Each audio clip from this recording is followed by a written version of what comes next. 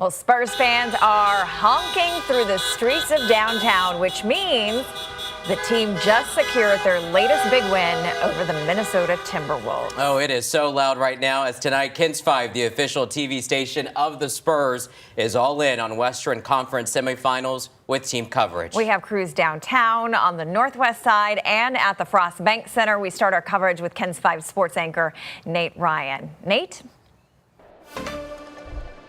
Isis, I can hear the honking in my ear. I'm kind of jealous. It's starting with me on the inside of the Frost Bank Center. I can't imagine the party that's going on all around the Alamo City right now. And why wouldn't there be? The Spurs on the precipice of the Western Conference Finals. A complete domination in the second half of Minnesota to get a Game 5 win. San Antonio, the final ledger was 29, but the pivotal sequence to get the separation came in the third quarter. Here it was. Minnesota trailed by 12 at the half, but quickly eradicated that deficit in the first 4 minutes of the third quarter. Ayo Dosunmu's layup ties it up at 61, but from then on, I don't know what charge was put into the Spurs, but they went on a 32-12 run from there, started by the Julian Champagny corner pocket three. Stephon Castle was fantastic, both guarding Anthony Edwards on the defensive end and a series of circus shots at the rim. But the energizer, the spark plug, the longest tenured Spur, Keldon Johnson, when you need the energy, who else to call but KJ? 21 points tonight for the sixth man of the year, his highest scoring output of the postseason. That puts the Spurs up by double digits. And that big block on Rudy Gobert, banging the chest. Everybody in the Frost Bank Center loving it. Keldon Johnson, the sixth man of the year, keying the Game 5 win. As simple as it sounds, it just felt like he was being himself. He wasn't trying to do something or trying to be anything. He just played with energy. And as he's shown in his career, and most specifically this year, when he plays with that type of energy, the basketball finds him. He's in the middle of plays. He's in,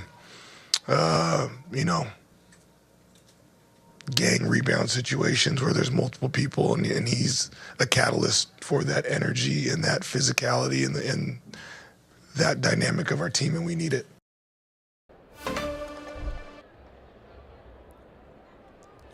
Yeah, Minnesota came back to tie the game in the second half. It's a game of runs in the NBA playoffs, but Keldon providing the spark down the stretch. This game, tone was set from early on. Victor Wembanyama, member who was ejected in Game 4 for the flagrant foul, elbow on Naz Reid.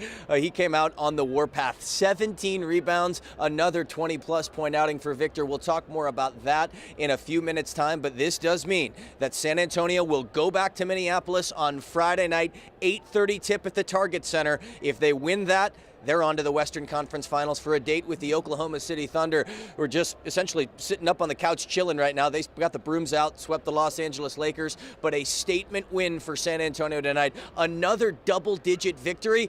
Minnesota's never had a double-digit lead in this series. Really feels like San Antonio is the team that has the ability to put away Minnesota before they can get up off the mat. But that's the story from in here. I can imagine what's going on. You hear the honking. I mean, Rocket La Cantera.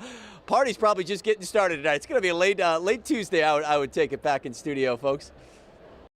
Oh, it's just getting started, Nate, and right now the horns are blaring after that huge win as Spurs fans across the city are hitting the streets. Kins 5's Zach Briggs is on Commerce Street right now as Spurs Nation comes alive in the heart of downtown. Hey, Zach.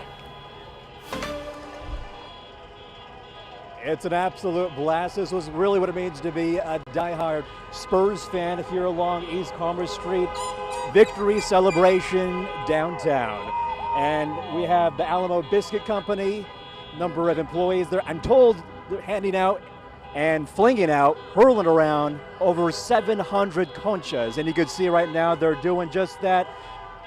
A lot of good throws over the past 30 minutes or so. And it was just all of a sudden, once it was confirmed that the Spurs beat the Timberwolves in Game 5, that the honking just came out of nowhere. And overall, it's been quite peaceful. It's been exciting. We have police managing the area. No issues here along East Commerce, but I've seen a lot of excited Spurs fans, the big old alien popping out of people's vehicles, San Antonio Spurs banners all around. And it's just exciting. I mean, I wish I could be here every night that the Spurs win, and we'll see what happens coming up on Friday. Of course, that will be an away game in the Twin Cities, but you can bet Spurs fans will be having a ball, hopefully, back here downtown to celebrate. Now we're live downtown. I'm Zach Briggs, KENS 5. The city is alive, and I loved that huge Wimby head. That was incredible. You know, ahead of tonight, San Antonio police reminding everyone, of course, to be safe. Police encouraging people to stay inside the car, don't drive recklessly. Of course, fireworks and celebratory gunfire are illegal. Meantime, thousands of Spurs fans just wrapped up their night at the Rock at La Cantera watch party. KENS 5's Kristen Urban has been there with the Spurs faithful all night. Kristen, you got a lot of fans next to you. What's happening out there? East Henry, what a night out here. I don't know if you could hear, but people are honking out here at the Rock at La Cantera as well. And we have some really dedicated fans. They've been waiting for this. It was so energetic as that game wrapped up. I want to talk to this man right here. Sir, what's your name? Brian. I see you brought your dog out here tonight, and you were telling me it's all about the vibes. Yeah, I was just walking by. I started hearing the noise. I was like, let me stop by real quick.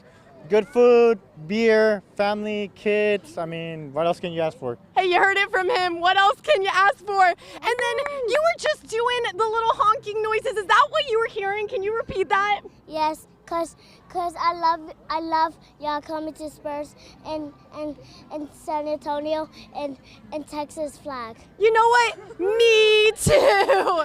Me too. And ma'am, I see you have Castle going.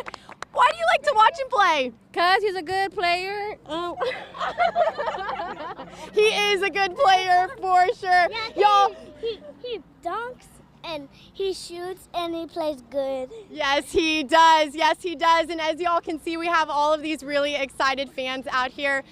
3,600 of them to be exact out here tonight on a work night. And that's the thing with these San Antonio Spurs fans. They show up and they show out, even the pets. And y'all know we can expect a lot more of that out here on Friday. They announced the tip-off time for Friday, so that's going to be 8:30 p.m. So y'all grab your lawn chairs, make your way over here. You heard it earlier. They have the food. They have the fun. I'm going to send it back to y'all in the studio. And of course, we'll be back out there on Friday. Thanks so much, Kristen. Well, a lot of watch parties were happening across the city tonight, but perhaps none as wholesome as this. Check this out. This is a look at the watch party tonight held by the Salesian Sisters on the city's west side. The sisters posted these photos to Facebook saying they are rooting for the whole team, but especially rooting for Luke Cornett, who is a Catholic, Dylan Harper, who graduated from Don Bosco Prep, and their patron saint, and of course, Victor Wembanyama. Game 6, as you heard, is set for Friday in Minnesota. We have the details right now on our playoff guide at kens5.com/Spurs.